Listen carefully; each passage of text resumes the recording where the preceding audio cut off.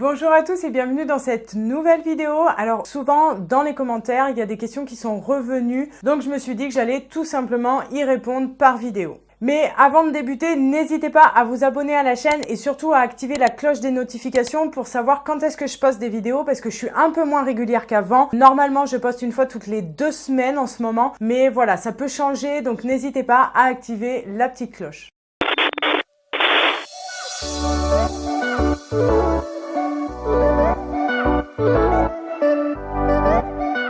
Alors, la première question qui m'a été posée, c'est au sujet de l'expression de colostrum. Que pensez-vous de l'expression de colostrum pendant la grossesse? Est-ce que ça peut avoir un impact mauvais ou non sur la lactation? Et est-ce que c'est dangereux? Pas du tout, c'est effectivement quelque chose qui est peu connu, mais vous pouvez commencer à exprimer quelques gouttes de colostrum durant votre grossesse. Alors, il y a des mamans qui vont avoir des écoulements de colostrum pendant la grossesse, d'autres non. Mais à partir du moment où vous avez quelques écoulements, effectivement, vous pouvez exprimer un petit peu à la main, certaines pour s'entraîner, d'autres pour vraiment faire un petit stock. Je pense notamment aux mamans qui font du diabète gestationnel ou les mamans qui auraient éventuellement une césarienne de programmer. Ça peut être plutôt pas mal d'exprimer un petit peu de colostrum avant et de le garder pour le jour J parce que voilà, on sait que la césarienne par exemple peut produire un petit choc émotionnel et donc peiner à enclencher la lactation. En tout cas pour celles qui le désirent ou pour celles qui souhaitent s'entraîner. Ça n'a pas d'incidence à proprement parler. Non, mais c'est une blague. You win! Alors, vous pouvez bien évidemment exprimer un petit peu de colostrum à la main pendant la grossesse. La Leche League recommande d'attendre la 36e, 37e semaine. Ce qu'il faut savoir, c'est que ça peut produire éventuellement certaines contractions. En général, elles sont peu importantes et donc n'interfèrent pas. Voilà, c'est pas dangereuse pour vous ni pour votre bébé. Bien évidemment, si ça provoque des contractions intenses, on arrête tout de suite. Voilà, mais en général, les contractions sont moins fortes que celles provoquées lors d'un orgasme. Donc vous pouvez éventuellement exprimer du colostrum, sauf si vraiment, comme je vous dis, vous voyez que vous avez des contractions sévères, bah on évite quoi. Alors, deuxième question, il y a une maman qui me dit qu'elle a réussi à booster sa lactation, mais que dans les premiers jours, elle se retrouve avec des seins engorgés et son bébé a refusé de téter. Qu'est-ce qu'il faut qu'elle fasse? Alors, tout d'abord, il faut savoir qu'en général, un engorgement se produit parce que le sein n'est pas drainé correctement. Ça veut dire qu'on va créer, entre guillemets, comme une sorte d'embouteillage de lait. Et si on a stimulé notre lactation avec le tire-lait, ça veut dire qu'on n'a pas tiré assez longtemps, on n'a pas bien drainé le sein correctement et donc du coup, on a un engorgement. Alors effectivement, le bébé va refuser de prendre le sein parce qu'en fait le sein est trop dur, trop compact et il a du mal en général à exprimer le lait. Donc il va falloir assouplir le mamelon avant la tétée. Donc pareil, avec l'expression manuelle, on assouplit, on fait couler un petit peu de lait, on essaye d'assouplir le mamelon et en général le bébé après va prendre le sein correctement. Donc on veille à ne pas créer d'embouteillage quand on surstimule, on veille à bien stimuler mais à bien drainer le sein. Ça veut dire que quand on fait des séances de tirage, on va pas stimuler 10 minutes et pendant que c'est en plein régime, en fait, arrêter le tirage. On essaye de bien tirer jusqu'à ce que le lait soit bien écoulé et même des fois, après que le lait ne coule pas, on peut continuer à tirer 2-3 minutes. Ce n'est pas dangereux, ce n'est pas mal et au contraire, ça permet de bien vider le sein. Et puis, on s'assure également que bébé arrive bien à téter et qu'il puisse bien vider le sein correctement. Quand on a bien stimulé, c'est notre bébé après qui va faire le travail. Il faut que lui, il puisse bien vider le sein correctement. On peut l'aider notamment avec la compression manuelle et donc quand vous allez compresser manuellement votre sein pendant la tétée, vous pouvez éventuellement sentir des zones douloureuses ou des zones un petit peu dures et du coup avec votre doigt, eh bien vous pouvez aider à désengorger et à bien vider le sein.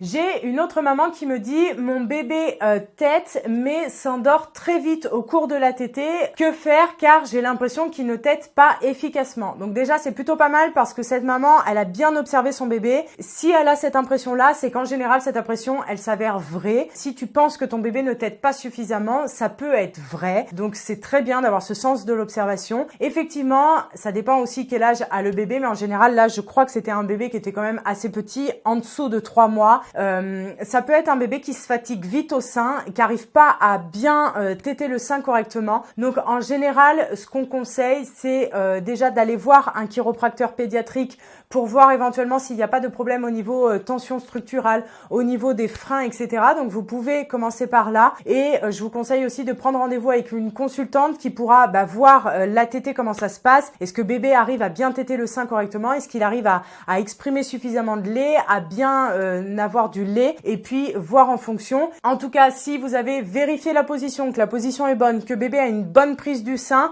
je vous conseille d'aller voir un chiropracteur pédiatrique ou une consultante en lactation pour bien vérifier et voir quelle peut être la cause. Essayez de comprimer également votre sein pour bien aider bébé en fait à exprimer tout le lait dont il a besoin, parce que des fois il y a des bébés qui vont juste prendre le réflexe d'éjection et une fois que le lait ne s'écoule plus entre guillemets tout seul, qu'il a besoin de faire un effort, si il est un peu faible ou si ça lui demande trop d'efforts ou s'il a des tensions, eh bien il peut peiner à exprimer le lait correctement. Donc la compression du sein peut l'aider. J'ai d'autres mamans qui me posent, notamment sous ma vidéo sur les différentes alternatives au biberon, me demandent, les bébés sont allaités exclusivement au sein depuis la naissance. Elles vont reprendre le travail, en général le bébé a 2 mois et demi, 3 mois. Quel contenant, je leur conseille pour pouvoir donner le lait quand le bébé est gardé. Alors le premier, c'est le dalle au doigt. L'avantage, c'est que le dalle, il n'y a pas de lait maternel qui va se perdre. Je vous ai fait une vidéo sur le dalle, n'hésitez pas à aller voir la vidéo. C'est quand même assez pratique avec la nounou ou la personne qui le garde, si celle-ci elle prend le temps d'étudier et d'essayer, bien évidemment c'est quelque chose qu'on ne connaît pas, mais je peux vous conseiller le dalle au doigt. Je peux également vous conseiller le gobelet. On sait qu'un verre classique, le bébé il lui faut une petite période d'apprentissage, mais il est tout à fait capable de pouvoir boire au gobelet. Et puis il existe le biberon cuillère ou la soft cup de Medela. Donc vous avez Medela qui fait sa soft cup, mais vous avez également sur le site d'Ameda Almafil, qui est tenu par une consultante en lactation, où il y a des biberons cuillères. Donc c'est le même principe que la soft cup, sauf que à la place de cet embout un petit peu carré, c'est comme une sorte de petite cuillère. Et souvent les mamans, elles trouvent que la cuillère est moins large que la soft cup et que du coup bébé arrive à mieux prendre avec ça. Donc ça peut être vraiment une bonne alternative. Et puis c'est un petit peu moins peu commun que le biberon, j'ai envie de dire, donc ça peut rassurer les personnes qui gardent le bébé. Mais encore une fois, c'est vous qui êtes l'employeur de la nounou ou de peu importe la personne qui va garder votre bébé. Donc c'est vraiment à vous de donner les règles, c'est votre bébé. On sait qu'un enfant allaité, c'est différent d'un enfant qui a été nourri au biberon depuis le début. On sait qu'il peut y avoir une période d'apprentissage, donc il faut que la personne qui le garde, elle fasse aussi en fonction de vous et de votre bébé. Et puis enfin, j'ai énormément de questions sur mon bébé refuse le sein, que faire? Je vous ai fait une vidéo sur le sujet, sur la greffe de la tétée, mais apparemment soit elle est mal faite, soit vous y trouvez pas toutes les réponses. Donc je pense que je vais refaire une vidéo sur ce sujet parce que j'ai vraiment énormément de questions qui sont toutes les mêmes. Mon bébé refuse le sein, j'ai introduit un biberon, que faire? Donc je vous ferai une vidéo dédiée sur le sujet très prochainement. Donc voilà, j'espère que cette vidéo vous aura plu, j'espère que vous aurez trouvé les réponses qui manquaient à vos questions. N'hésitez pas, si vous avez d'autres questions, à les poser dans les commentaires. Et moi, je vous retrouve dans une prochaine vidéo. Prenez soin de vous. Ciao!